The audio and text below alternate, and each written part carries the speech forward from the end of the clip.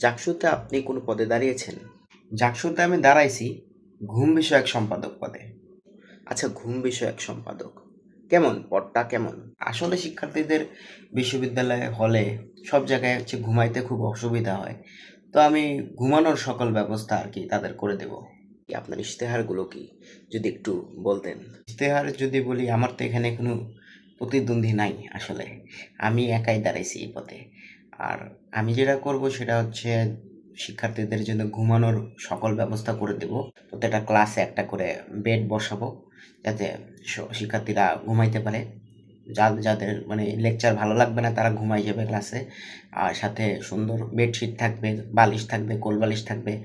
হলে হলে প্রত্যেকটা শিক্ষার্থীকে আমি কোল বালিশ দেওয়ার ব্যবস্থা করবো। অনেকে ঘুমাইতে পারে না কোল বালিশের কারণে। ঘুমানোর সব ব্যবস্থা থাকবে তার মানে। তারপর বাসে ঘুমানোর ব্যবস্থা করবো। বাসের সিটগুলো এমনভাবে তৈরি করব যাতে শিক্ষার্থীদের ঘুমাইতে কোনো অসুবিধা না হয়। সর্বোপরি আমি চেষ্টা করব যাতে শিক্ষার্থীরা ক্লাসে, বাসে, হলে সব জায়গায় ঠিকমতো ঘুমাইতে পারে। আপনাকে অনেক অনেক শুভকামনা।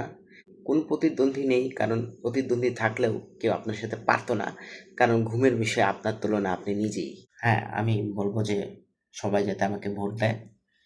আর ভোট না দিলেও সমস্যা নাই, কারণ এই পদে আর কেউ দাঁড়ায় নাই।